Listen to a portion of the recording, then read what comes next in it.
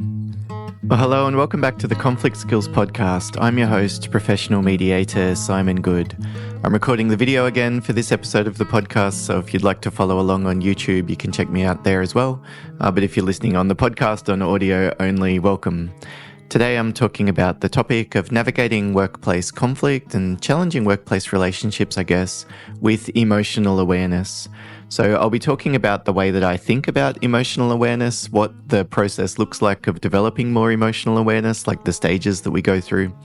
And I suppose I'm talking about some of these different resources or ideas, both in terms of how you can apply it yourself. If your goal, for example, is to develop a little bit more resilience or differentiation when something happens, like you'd like to be able to have a bit more distance so that you don't take it as personally, or maybe it's a bit more self-control around your reactions, the words that you say and how you respond. That's one area. It's like, how can I improve myself? But I know a lot of people who listen to the podcast are also in management or team leader or small business owner kind of roles. And so you might also be interested in ways that you can support your team to develop emotional awareness too. So what does that process look like? Well, I suppose it's an interesting thing that I've noticed doing both mediations and conflict resolution training now for quite a long time, 6 or 7 years at least in both of the areas, and various bits and pieces before that. And I've noticed that people use emotional intelligence and emotional awareness in a similar way that they might use something like common sense. They assume that everybody has a common understanding of what's actually involved here. Whereas the reality is that when people use that phrase, like emotional awareness or emotional maturity or something, we've all got a slightly different idea in our head about what we're actually talking about there. So one of the challenges, at least at the outset, is to define, like, if you would like your coworker to act with more emotional awareness, like, what do you want them to do? And if you're trying to help one of your staff members develop emotional awareness, what kind of change are you looking for in their behavior? I think just coming back to that very basic definition helps us to navigate conversations around this particular topic. For me, though, and you might not actually have a definition of what emotional awareness is at the outset, I think about it as developing in 4 stages, I guess, and there's 2 different tracks. One is the track that's for me, and one is the track that's for the person that I'm dealing with. So the first 2 areas that's just for me on my track is self-awareness, and then that leads to self-regulation.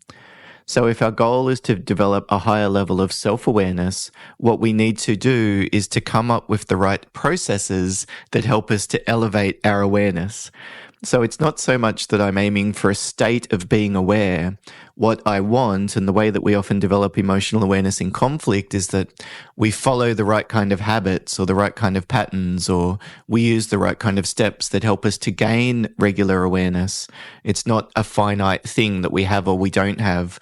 The reality of dealing with conflict and communication is that depending on our level of escalation, we might have more or less ability to think clearly or perceive what's going on around us.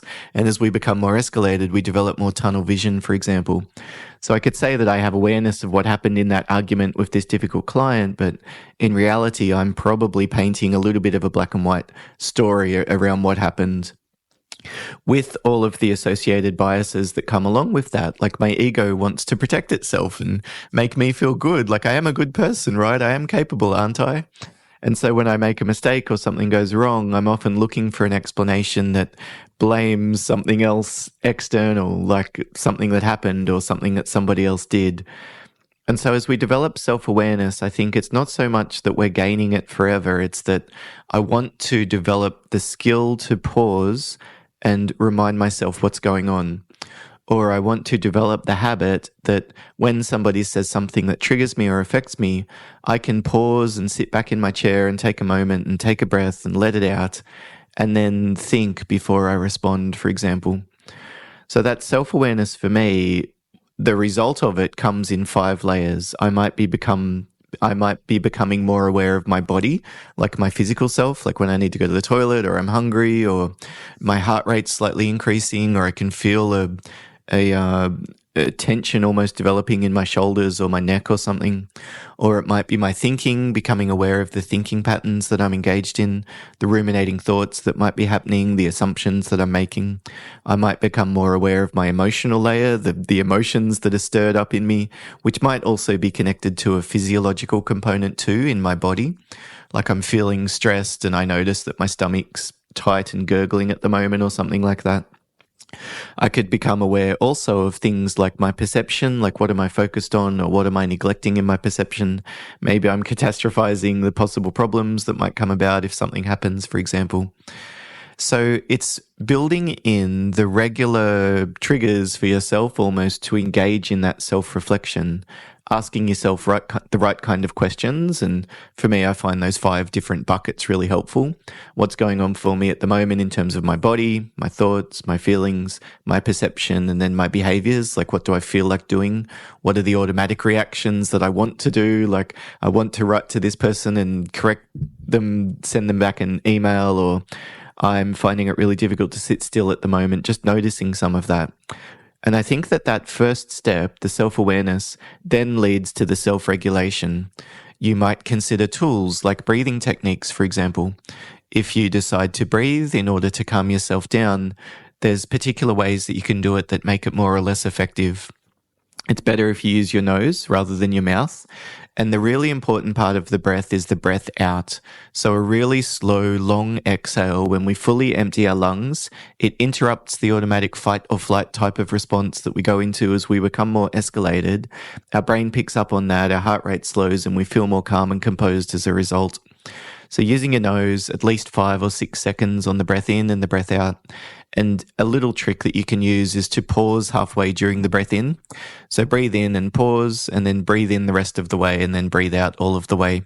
You know, Andrew Huberman and other people have talked about similar kinds of techniques and some of the empirical evidence that's being found as a way of, in terms of the effectiveness of that, at calming down our nervous system. It really is self-regulation, I guess. So it might be breathing, it might be taking a few deep breaths, using your nose, letting it out, closing your eyes or something like that can be helpful for some people. You might consider an option like mindfulness, like paying attention to what's going on in your perception. What can you hear? Is there a sound of traffic outside the meeting room that you're in or the construction site that you're standing on? Wiggle your toes and feel the feeling of your socks in your boots. What position is your tongue in your mouth? Can you taste anything from the last meal or the coffee that you've had? We constantly have all of this sensory information coming in, but our brain selectively decides what to pay attention to. And so when we can choose deliberately, like take deliberate control back of our perception, we're moving that from a subconscious process to conscious. And what it does is it deliberately slows down the thinking pattern that our brain is using. When we're escalated, when there's a dangerous situation, we don't care about the detail. We just need to make a quick decision. Like, it doesn't matter what species of lion this is, there's a lion, we need to escape. Whereas when we focus on things like the detail, like what other sounds can I hear aside from traffic? Is there, a construction drill or something, or the air conditioning whir or something like that? There's no other magic that's needed. You don't need to sit cross-legged on the floor chanting Om or something like that in the traditional meditation type of pose. When I use that word mindfulness, I think sometimes people have a little bit of a woo-woo connotation, but I'm really just talking about paying attention to your senses. In terms of self-regulation, you could also do things like adjusting your posture, sitting up straight, lowering your shoulders, putting your shoulders low and back, opening up your chest, puffing your chest out a little bit, and lifting your chin up. So shoulders down and back, chest open, chin up. When we do this for a couple of minutes, it often helps us to feel very differently. Psychologists have noticed changes in the different chemical balance in our brain, etc. Or it might be things like figuring out what does your body need, like maybe it is having something to eat. Maybe it's having some time out if you've been concentrating for a long period of time. Maybe it's being aware of your need for rest, all of these kind of things. But I think we need the self-awareness if we're going to be able to achieve the effective self-regulation. If I don't know what's going on for me, it's very unlikely that I'll be able to engage in effective self-care. So those are the 2 first steps, I think, of developing emotional awareness. It's self-awareness and self-regulation. Now, if you're in a leadership position, the way that you would often approach this with your team is by asking the right kind of coaching questions. The types of questions that help for self-awareness are often reality and goal kind of questions. Like, what's important to you? What's the priority right now? That person's done this. That makes sense why that would be frustrating. What do you need to let them know at the moment? Or which of those issues do you need to deal with right now or over the next few days? So I'm helping them almost to triage what's the priority here, because in the initial stages, especially when we're dealing with conflict in workplace relationships, it feels really overwhelming. So that's the first part of developing awareness, is what do they actually want? Are they sure that they're responsible for this problem? Maybe that's something they can let go through to the keeper. And then the other type of question that we could ask are reality coaching questions. Like, when you say that conversation with the other person was a real nightmare, what happened? How did it start? What did they say? What did you say? What was the expression on their face? How did the meeting begin? How did you raise that issue?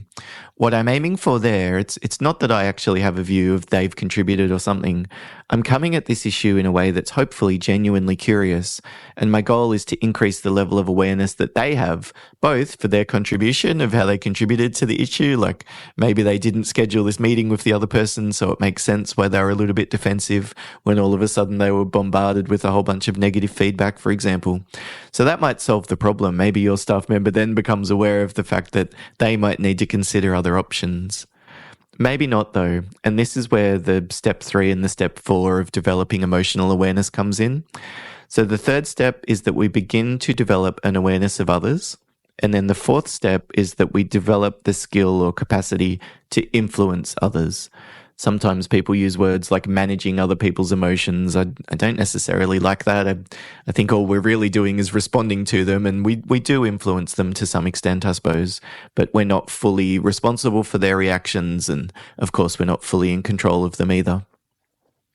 So awareness of others, what am I talking about there? I like the image that Dan Siegel presents of creating a mental map.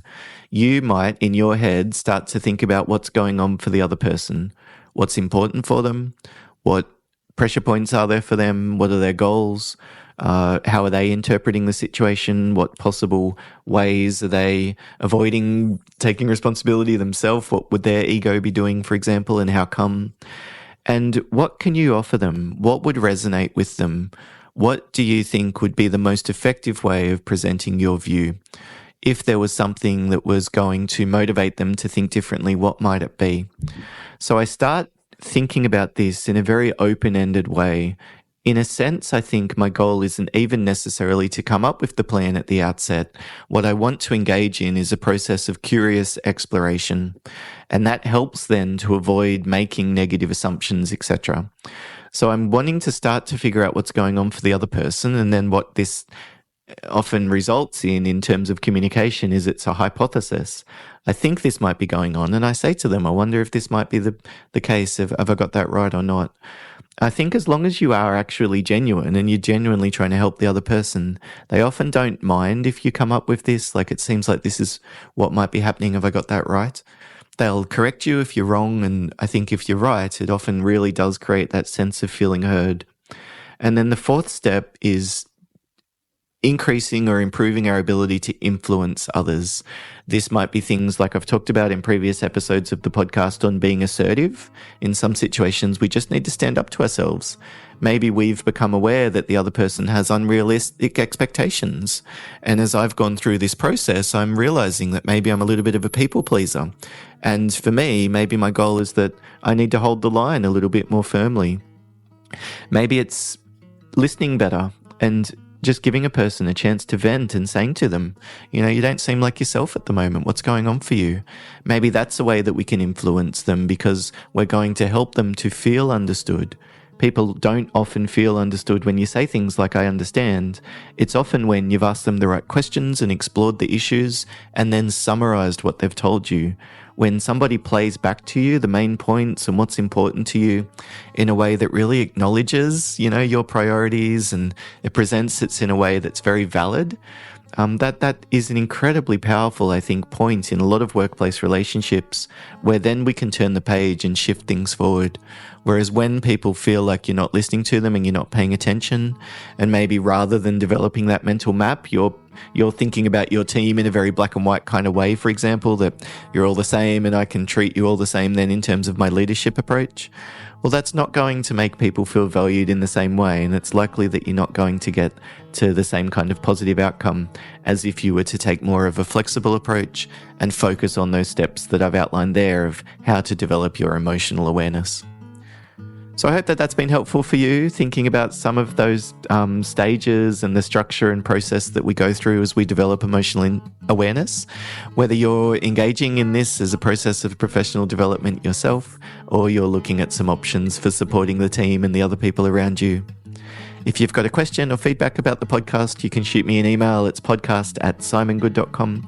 Otherwise, thank you very much for listening. If it's been helpful, I'd be incredibly grateful if you would press like and consider following or subscribing to the channel. It makes a massive difference for tiny little podcasts and YouTube channels like this. So thank you in advance if that's something that you're prepared to do. But otherwise, hope to see you again in a future episode of the podcast. Bye for now.